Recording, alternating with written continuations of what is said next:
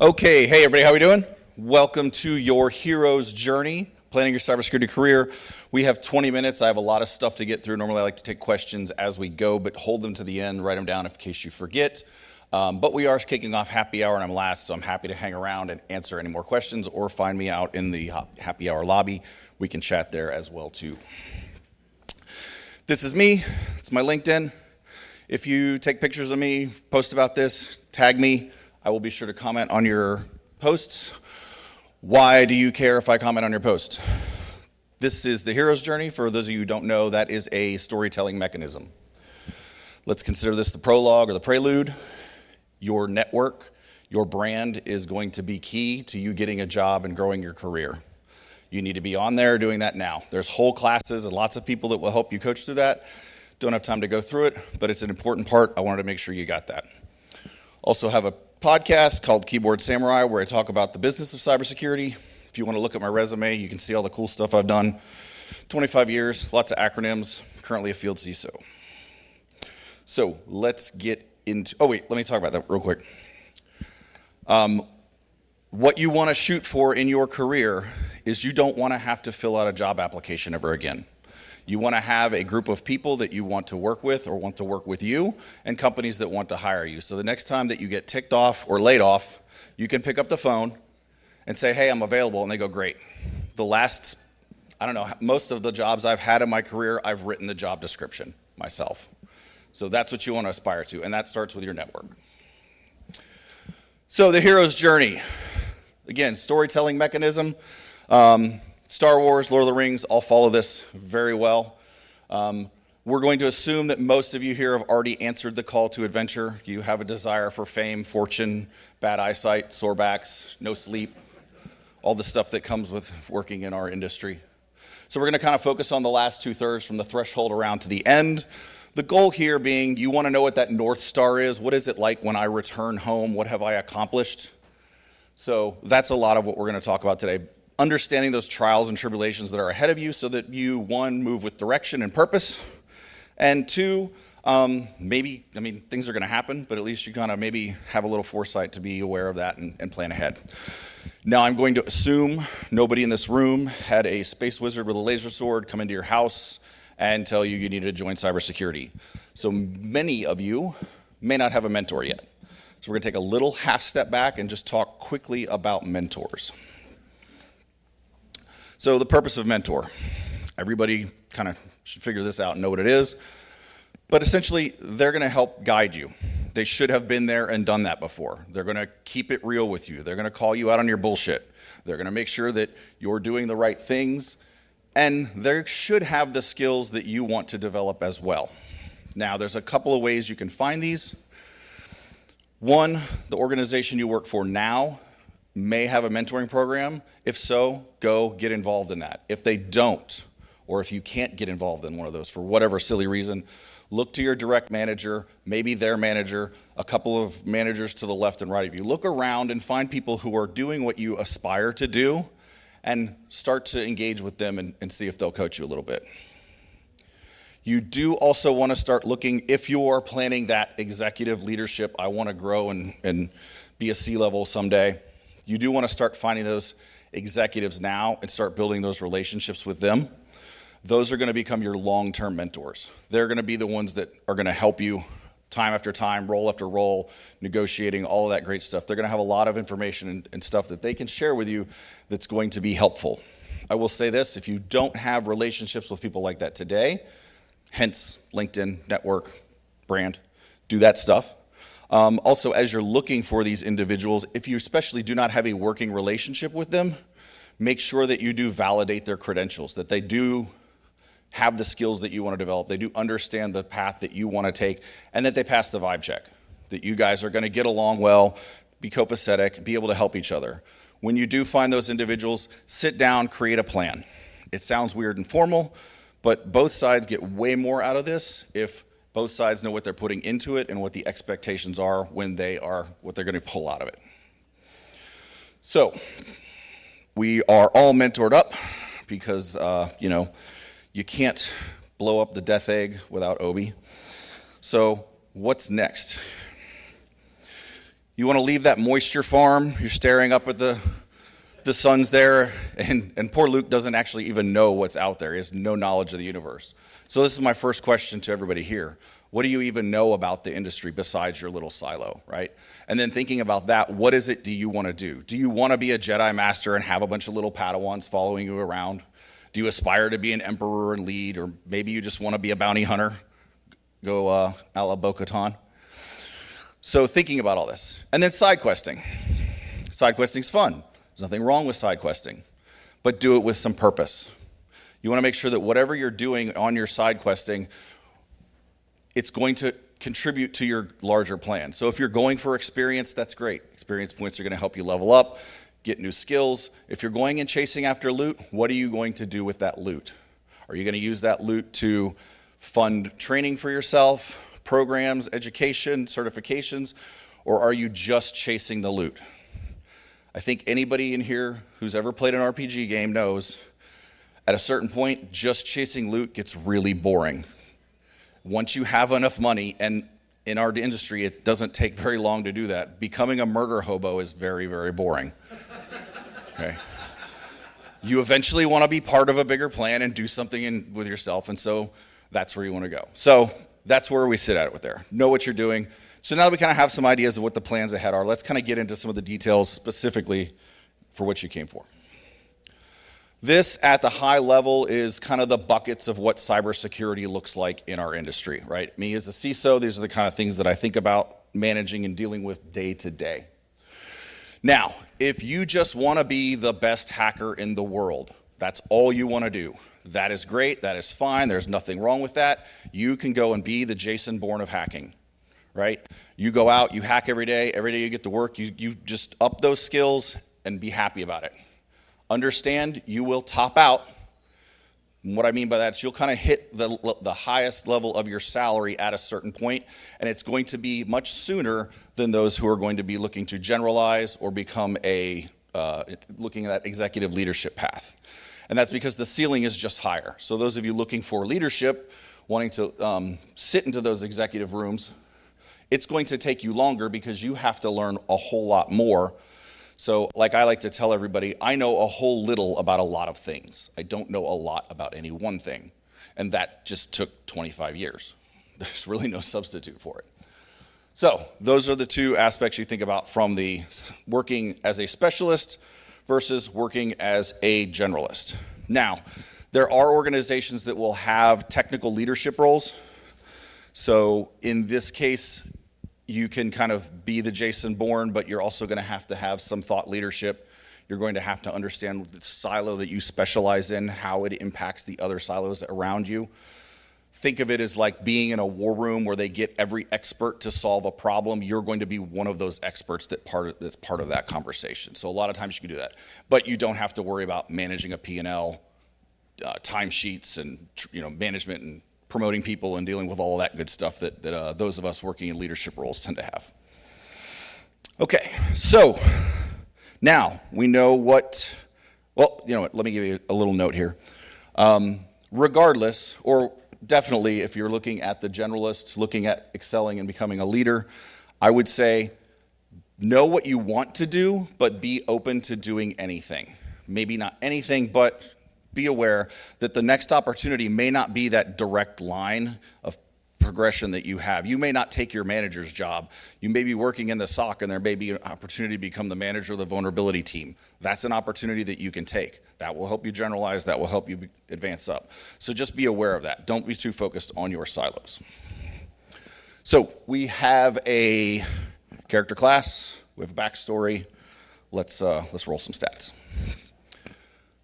This is what you have to develop. Again, Jason Bourne's excluded. Well, there's a little bit of Jason Bourne stuff in here to kind of grow and round yourself out as a cybersecurity professional and advance up. The business, number one, whatever company you work for, or if you're like me and you're in consulting and managed services, all of the companies that you serve, you need to understand how, well, one, what is their mission and how do they accomplish that? So for most organizations, it will be some type of money that they're trying to make. They sell doodads, whatnot. For others, nonprofits and stuff, they'll have a specific mission. Understanding how that business operates is important. Understanding how they make decisions is critical. Some individual contributor may have a problem with the way that they do their job, and it's like, man, this sucks. It takes an extra 15 minutes of my day. But the resolution may cost the business $1 million, and that's not justifiable. And a lot of times those who stay in contributor roles don't think about all of the bigger business things that have to happen. So as you elevate yourself into those higher roles, you're going to be dealing with things beyond just cybersecurity. It becomes about people and it becomes about the business. That's how they make decisions. Communication. You're going to have to translate technical information to non-technical people. That could be finance and HR, but that could also be other people in this room, other people in your industry. If you run a vulnerability program and you have to go talk to the GRC team, sure, they know your job. They understand what you do. They should. But if you get down into the weeds and start talking about acronyms and processes and things that you use every day that they don't, you will lose them, and then the conversation will go nowhere. So you need to make sure that you are able to communicate that. Break things down, Barney style. I think there's, or Yo Gabba Gabba for the younger group in here. The next two, problem solving and critical thinking. These are the two things I personally look for and sort of trial the most when I'm looking to hire people. If you can find efficiencies in your team, improve business processes, that's one, makes your team better, makes your job easier. Two, it shows that you have value beyond your technical skills. It shows that you're thinking about the business, that you're thinking about solving problems. Solve problems as much as you can within the confines of your job. Don't neglect your job and go find another problem to do. That will create issues, or problem to solve. That will create issues. On the critical thinking front, you have to understand the hows and whys. Just knowing what buttons to push is not enough. You need to understand the reasoning behind it. We can teach anybody what buttons to push. It's the people who actually understand the underlying technology and why it works and functions the way it does that are going to bring value. And the more you do that, the more you will be able to continue to do that and bring in that knowledge of being able to critically think about different situations and problems that you're brought and solve them.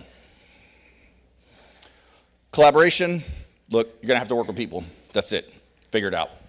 That's all I'm really gonna say about it. You just have to do it. Go to team building exercise.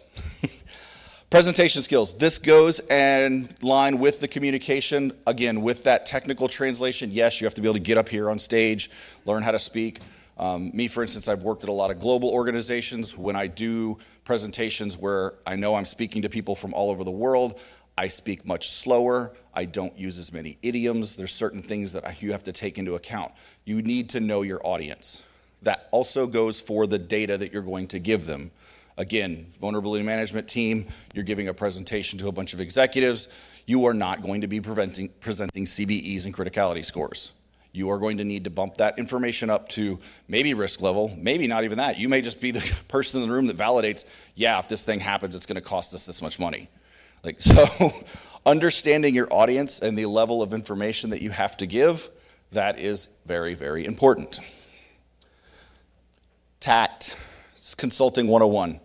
You cannot walk into the client or your boss or whoever and tell them their baby is ugly. As much as we want to, this is an industry of very smart people, and it is very hard. I come across a lot of people who know the right way to do things. There is never one right way, and people do things wrong a lot. But understanding how to have tact and deliver those sensitive messages shows that you understand how to deal with a sensitive situation. This is especially important where you are involved in something that is going to be part of a sale or a business deal or something big happening with the company. A lot of times, security is part of those. And again, if you're working in consulting or managed services, you were very sensitive to the fact of what you say.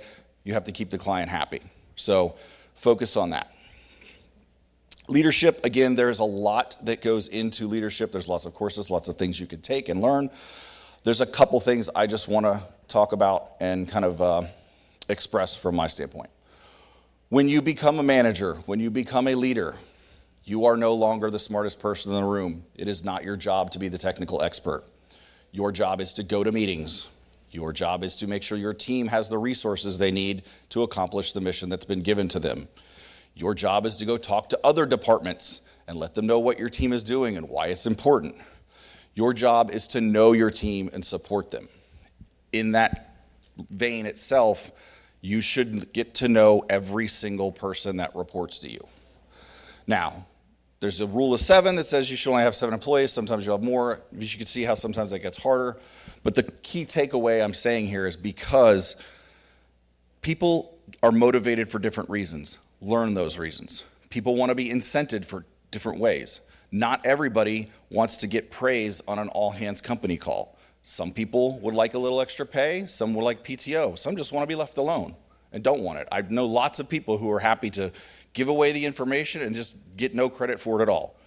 You have to treat all of those people as individuals. That's what being a leader is about, and that's the hard part about the job. Okay? So, let's go ahead and move on to the last bit here before Q&A. You are going to have to open your mouth. The worst thing you can do if you want to advance and progress is to put your head down, do your work, and think, if I do the best job, I'm going to get promoted. They're going to recognize me, and it's going to happen. Not how it works. Going back to branding, LinkedIn, all of that stuff. This is sad to say, but it's true. Somebody who is visible and audible and competent will get the job over the best person sitting in the corner all day long.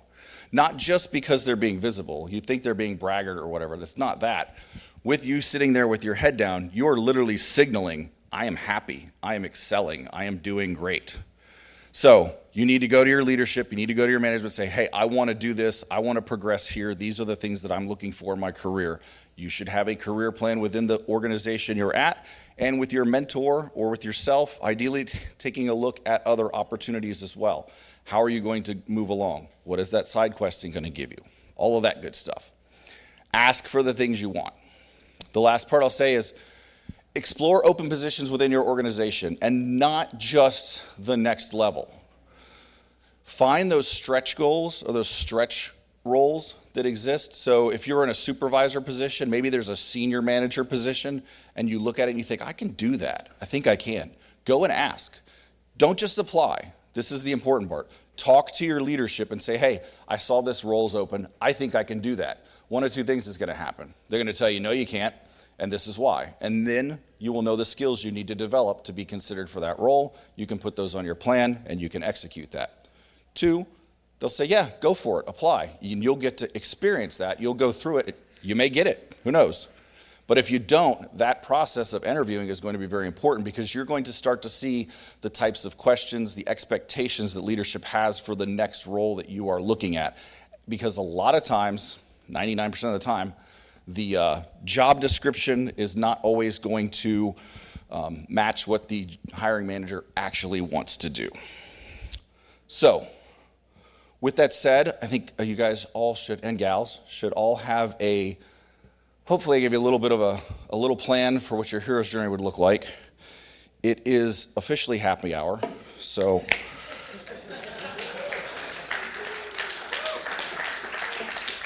I will take questions while drinking beer.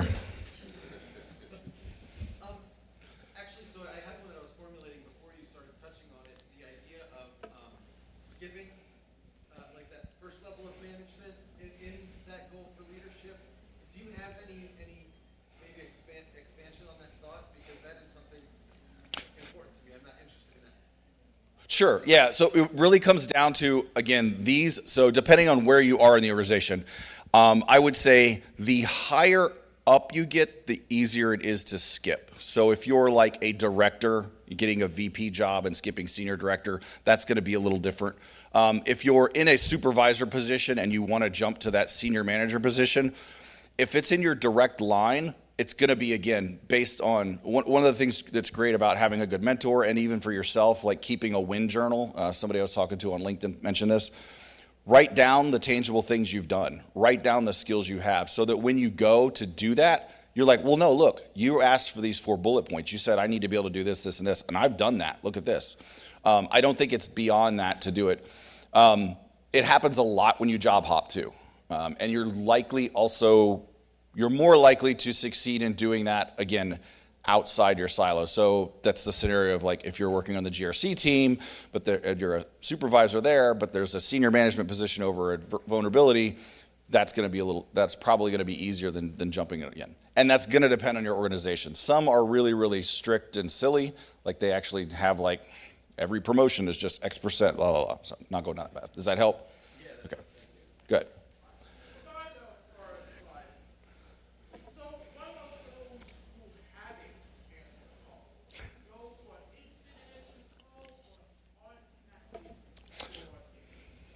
Go on LinkedIn. There's pretty much, I will say, as somebody who creates cybersecurity and business content on LinkedIn, the majority of the content is focused at you.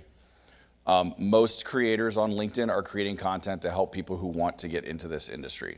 There are a plethora of resources out there, and I will admit, it is the hardest thing.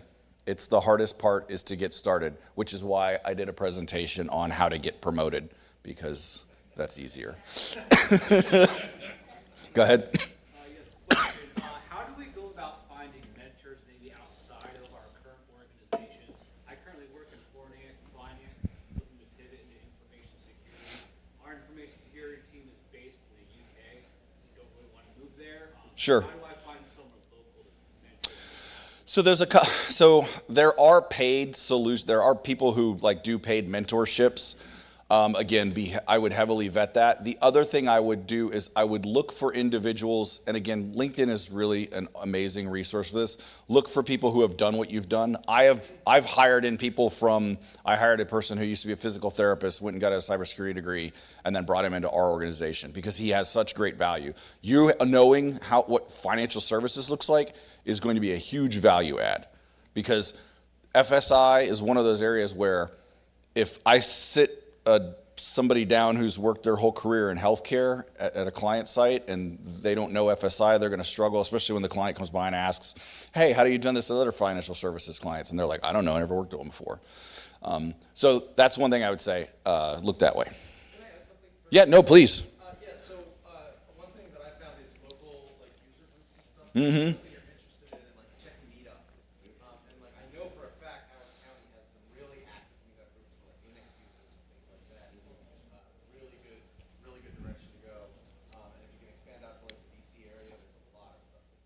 Yeah, find your groups. You've also got DC hackers and Nova hackers to look into as well. Yeah, you're kind of in the same situation back there. Like you're trying to break into the industry. It's just different for you. The advantage you're going to have is that industry experience is going to be relevant. So the other part, as you're looking for a role, find organizations that service financial services. So organizations that work with a lot of CPA firms, do a lot of SOC 2, Type 2 stuff, that's a good entry point. There's a whole bunch of auditing firms who have whole cybersecurity teams that you don't even know about, because they don't even need sales, because the auditors go do things and then like, boom, more stuff happens and they just have consultants. Yes? I have a question. So you mentioned that you got to write your own position sometimes. I'm in the same position. My executive talks to me, so if I want a IC role, like a higher level, he asks what am I interested in, kind of like that. I don't know how to go about that. So that's a specific conversation. We have to figure out what you want to do. I will caution a couple things. Don't try to take on too much, right? I'm a habit of that because I like to. I didn't mention this, but like in my career, I've worked in pretty much every department that exists in security. So when I go to work for somewhere, it's like, oh, I know a lot about this and this and this. So kind of pick the things that are going to be helpful, and then again, going back to your path. What's your North Star? What's the end of when you return home? What will you have achieved? And then think about, okay, what's the logical next step to get there, and what do I need? And I would probably fashion it that way. You want to make sure, I'm a big firm believer of job descriptions should be like 5 to 10 bullets max. And those should all be like, when I go to work, I'm going to log into Tenable and run scans. I'm going to evaluate, like, don't make it, collaborate with people. No, like put 5 to 10 things down that you like every day you go to work. And then what you do is you take 5 of those, or we'll take 50% of those and be like, this is stuff I can do today. And then take the other 50% and be like, this is stuff I cannot do and I want to learn. And then make that your job description. Once we have a mentor, how do we make both parties have a win-win situation in that? So anybody who signs up to mentor you should be pretty familiar with that process, or maybe not. They should know what they're getting into, and you can literally, you can ChatGPT, Gemini, you can look in Google. Like again, there'll be sort of frameworks. For me, it's usually a simple one-page thing that says, what do you want to do? What is it you're trying to do? How am I going to be able to help you? How often are we going to meet? Are we going to have things like homework? It's really just about kind of while I say it's formal and you need to write it down, you don't need to show up with a sheet to fill out. Have a meeting for an hour and take a bunch of notes and then both agree, yeah, this is going to work, and then put it together. Yes, sir. So going back to, I think it was your third slide that had the division of labor.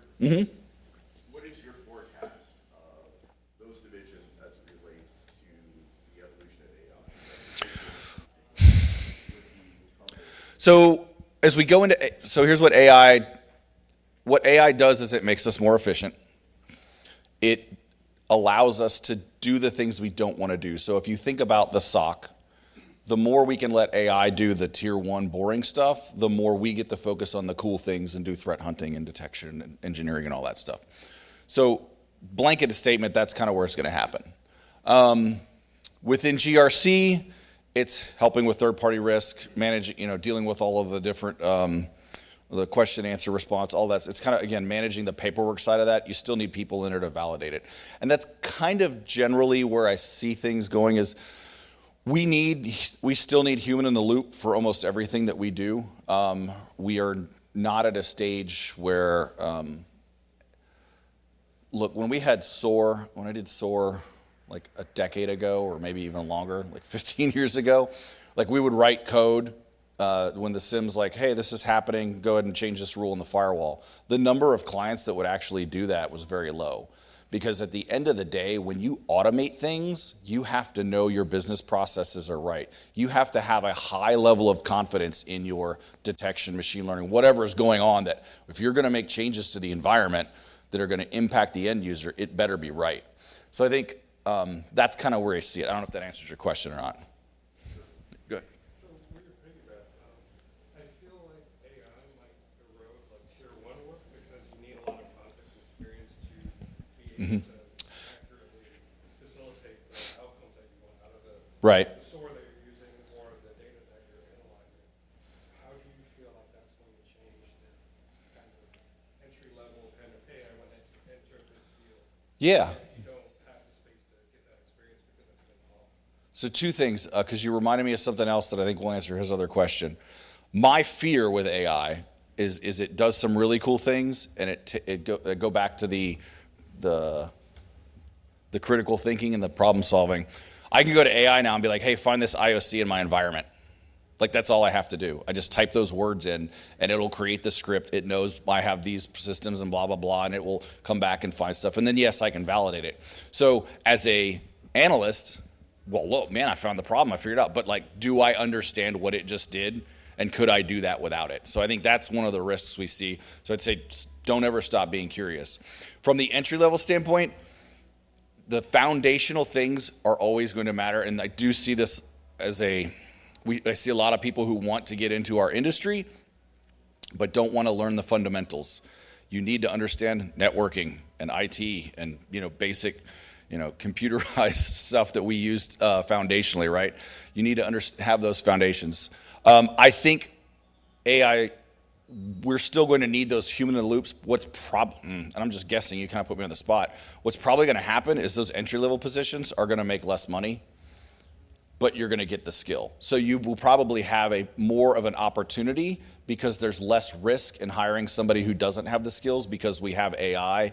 And I've seen some AIs, at least on the GRC side, that are pretty much one for one, like 99%. It's going to do just as good of a job of routing out assessment. But you got to get the data first, right? So there's still always going to be, at least for now, until we're all in the matrix or the singularity, there's still going to be some human element needed to get the things in there. Mm-hmm. Oh, go ahead, yes. So what if you hit your ceiling, like at your current role, your current organization, and you're trying to break through? Are you at a financial ceiling or at a, like, is there a role above you that exists?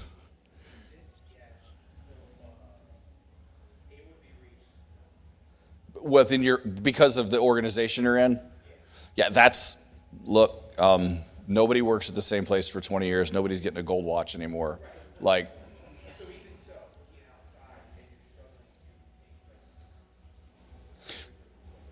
yeah, so again, you're going to look at, so you want the good news is you're in the best position possible. You don't.